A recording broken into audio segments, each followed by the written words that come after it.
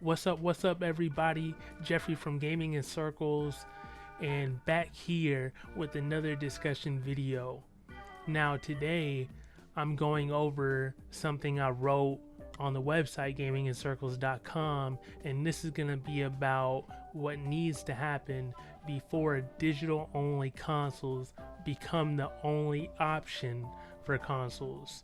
And now here I'm making 4 points about what needs to happen. So if you like that, stick around, and if you agree, disagree, that's fine by me. But yeah, let's get started. So the first point is gonna be the return policy. Now, with consoles, the return policies are so abysmal. Why can't I return anything when it comes to digital games? And the biggest thing I want to address is, why can't I return a digital pre-order? Like, that makes absolutely no sense. Yeah, I know you get pre-order goodies and stuff like dynamic themes for PlayStation, avatars, extra little in-game stuff to help you out on your first playthrough of a story campaign, or some extra loot boxes for multiplayer games. Like, that's no reason to stop digital pre-orders from getting refunds. People should be able to get refunds for digital pre-orders.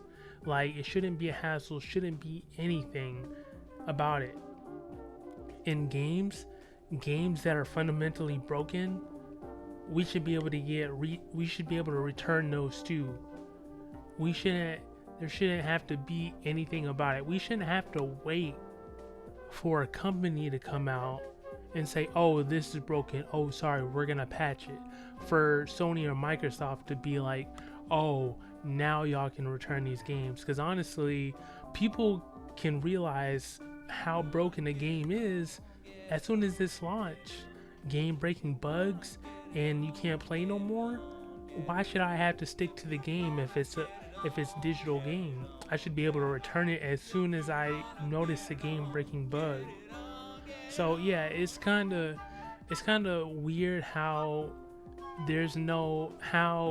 the return policies for digital games are sort of anti-consumer, if you think about it, and it'll become more of a problem when there's digital only consoles. You think it's bad now, picture when a PS6 comes out and it's digital only, and they have the success like PS4 where there's over 100 million people.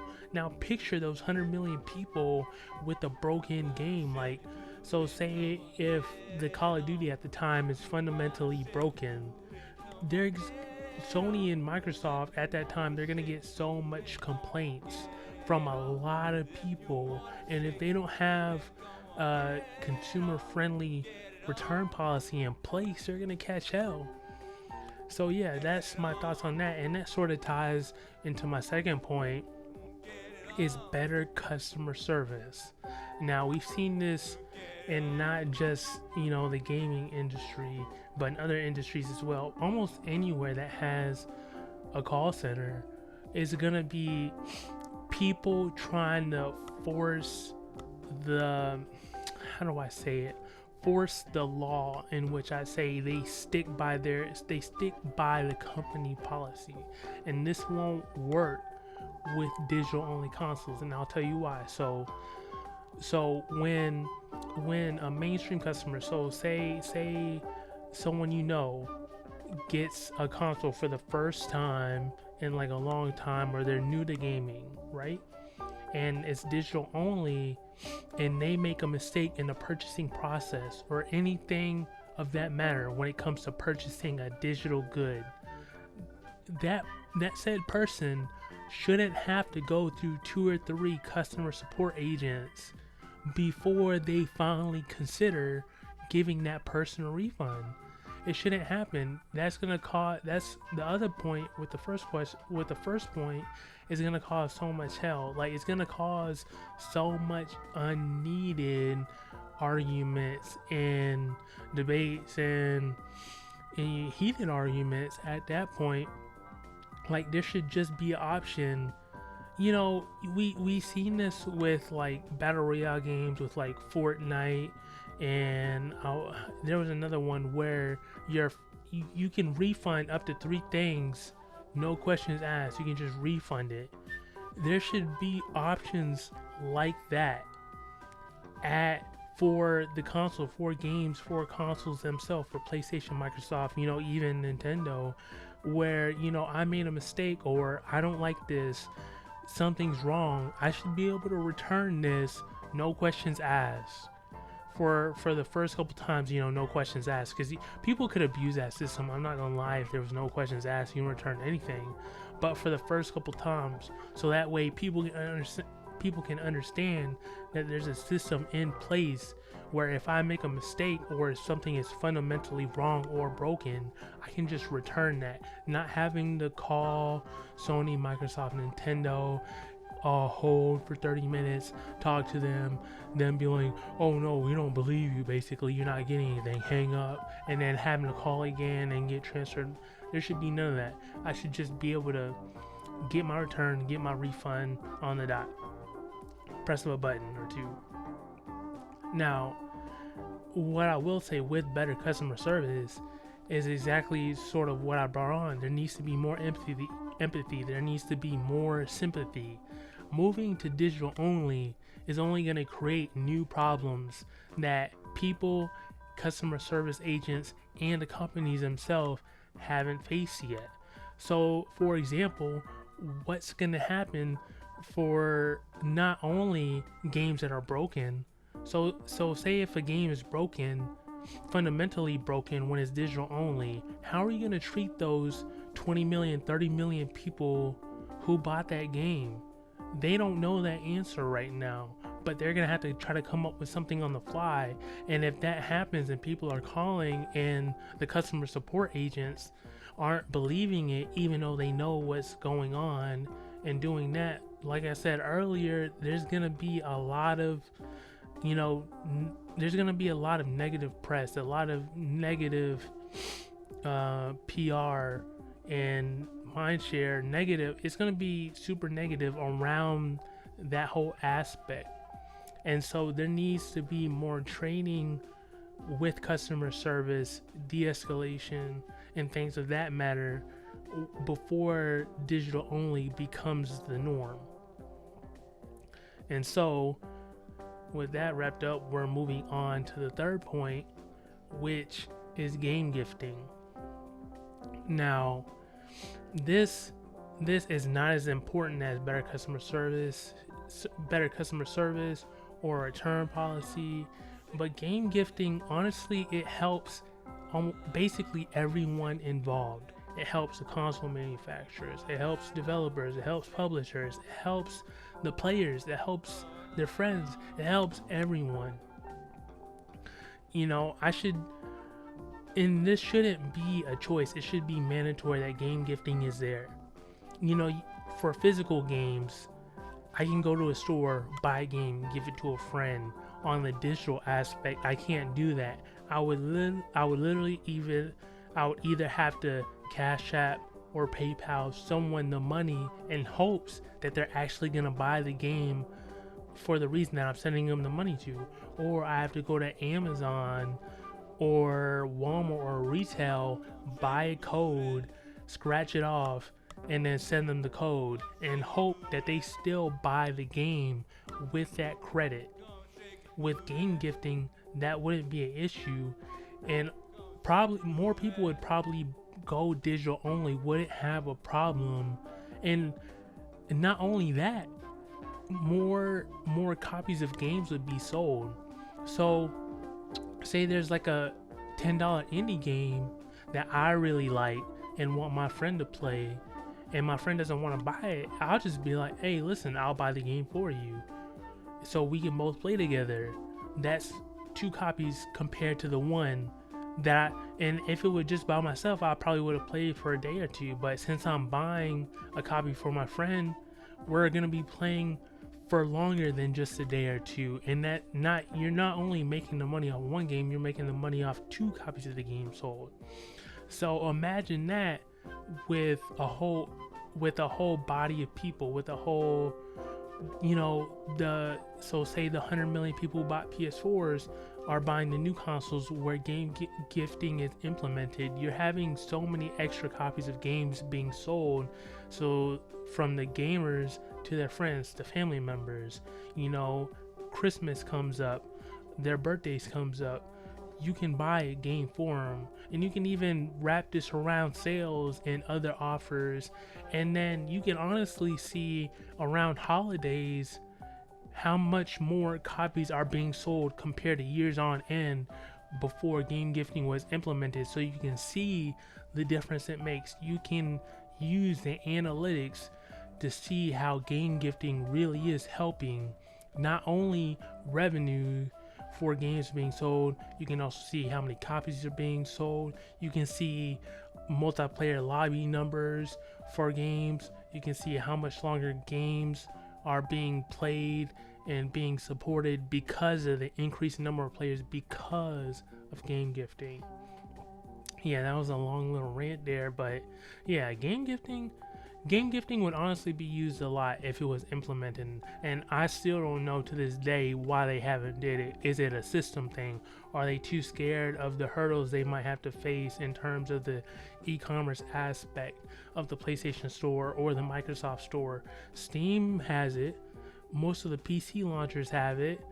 You know, they seem to be fine with game gifting. How come consoles don't have it? How come PlayStation Network doesn't have it? How come Nintendo doesn't have it? How come Xbox doesn't have it? That's confusing to me. And honestly, it shouldn't be confusing. It should just be there from day one.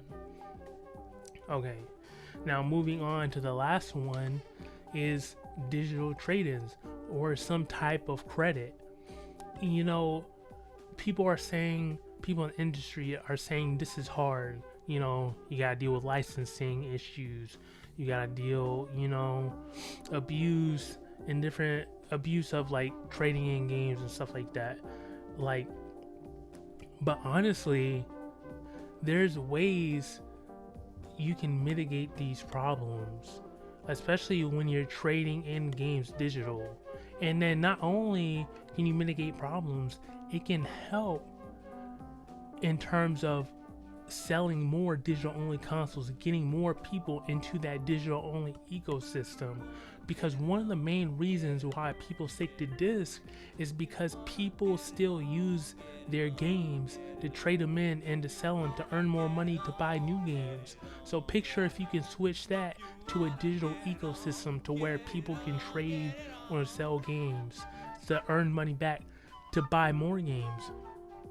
Now, it's not like you can just give them money, but you can give them credit for the PSN store, so that way they can buy more games on that store's platform using the money that they got from their previous game that they traded in or sold. So that way you're not, in a technical aspect, you're not losing money. Money's not coming out of that circle of games being bought, games being traded in, games being bought. That circle is still running if you offer credit. Now there could also be offers there, you know, in this certain day, you know, you trade in 5 of your games, you get a higher percentage. And honestly, you can use this for data too. You can honestly see, all right, this game comes out on this Friday. Now you can see when there's a huge spike of people trading it in. Are people beating the game in this time frame? Are people realizing there's something wrong with the game and they're trading it in as soon as they notice it, and they're all noticing it at the same time? You can see what games people are trading in quickly after a game comes out to realize. You can judge the popularity, you can judge how people are gonna like it. And then in terms of how much money are we gonna how much money are we going to offer someone if they trade in a certain game? You know, that's based off certain factors. Is PlayStation offering it with PlayStation Plus? Have they offered it in the past?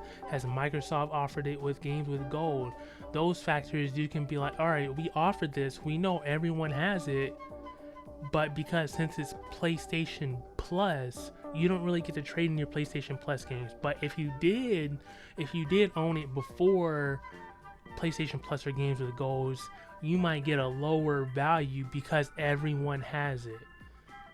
So there's another factor, and so that's really one of the major things. Like, prices can fluctuate with trade-ins. It happens all the time at GameStop.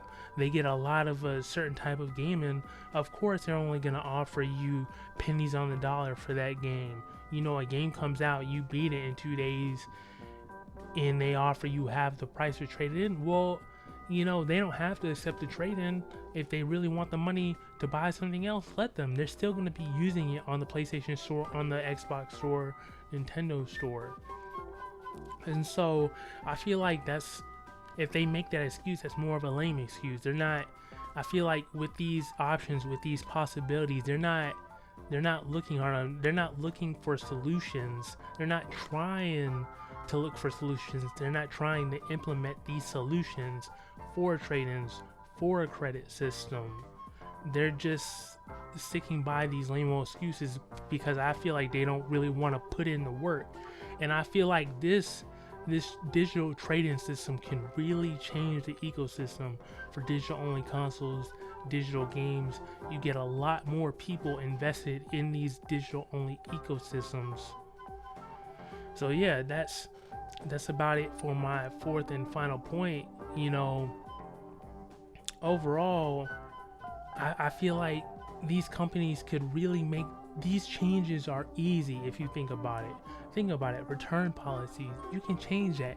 It just feels like they're grasping on to those bad consumer laws, to those lackluster consumer laws, which I think will change real quickly as soon as digital only becomes a thing. People are gonna finally see the loopholes that these companies are taking when they see stuff when they see stuff happening, when they see stuff not going their way that should be consumer friendly, that's not being consumer friendly. You know, so that's my thoughts on it. What do you think? Do you agree? Do you disagree? Let me know. If you enjoyed this video, make sure to subscribe. Gaming in Circles. You can also read this at gamingincircles.com, and then be sure to check us out. We got Facebook, we got Twitter, we got Instagram at Gaming in Circles. Everything's the same across all platforms. So yeah, until the next time, I'm out.